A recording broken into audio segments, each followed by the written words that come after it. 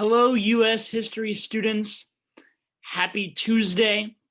Although this Tuesday feels a little bit like a Thursday, because after today, we will only have one last day of school before our long weekend, our long weekend. So I'm really excited for that. I hope all of you are really excited for that. But we do have a few things that we need to get done over the next 2 days before we can fully enjoy that.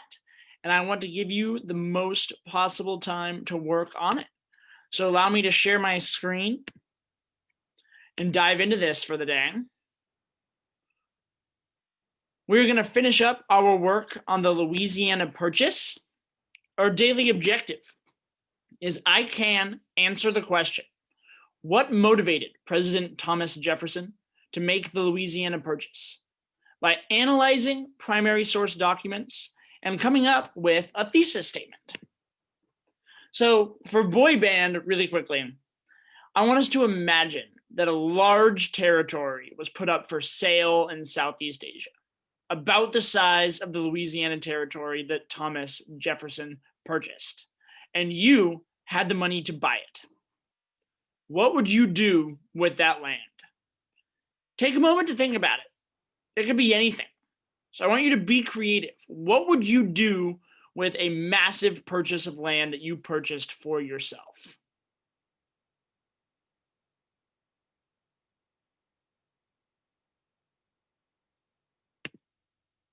All righty. Let's talk very quickly about what we learned yesterday.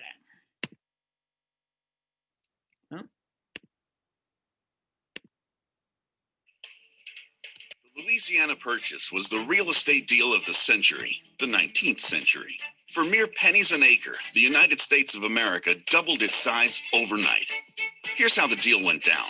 When Thomas Jefferson became president in 1801, one of his top priorities was to take possession of the port of New Orleans. Its prime location at the mouth of the Mississippi River on the Gulf of Mexico made it ideal for American farmers transporting their goods to markets.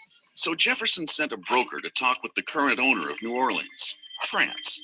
The French were interested because Napoleon needed the cash to pay for a war with Great Britain, but Jefferson's first offer of $2 million was rejected. In 1803, Jefferson tried again, this time offering $10 million. The French not only agreed to sell New Orleans, but threw in the rest of the Louisiana territory for only $5 million more. It's a bargain of epic proportions, 828,000 square miles proportions, from the Mississippi River to the Rocky Mountains proportions, all for mere pennies an acre in today's currency. Sound too good to be true? All righty. So just to explain a little bit, the Louisiana Purchase doubled the size of the United States to the west, right? The Louisiana Purchase would allow the United States to expand beyond its current borders. It would also give the United States access to more trading partners, trading in Mexico and with Native Americans and in Asia and in Eastern Asia, right? But the Louisiana Purchase also created a few problems for the young country, right?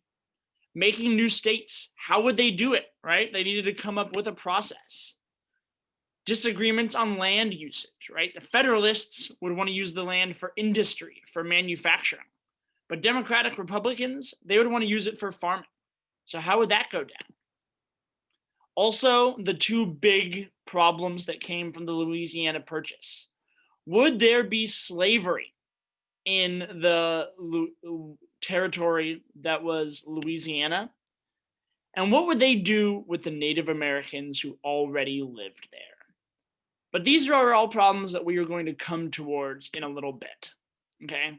So for the rest of the day today, we are going to work together to complete the primary source analysis from yesterday's document, okay? The last half of yesterday's document. When you are finished, I want you to complete the thesis practice document on Edmodo. And also, don't forget about the exit ticket. So this thesis writing practice, okay? Just this document right here. There are 2 essay prompts. And your job is to write a thesis statement for each essay prompt and try to identify at least 2 pieces of evidence from the primary source documents that you just read. Okay. Now, the evidence can be short descriptions of the evidence. It can be bullet points or summarized. It does not have to be full sentences. And also, do not worry.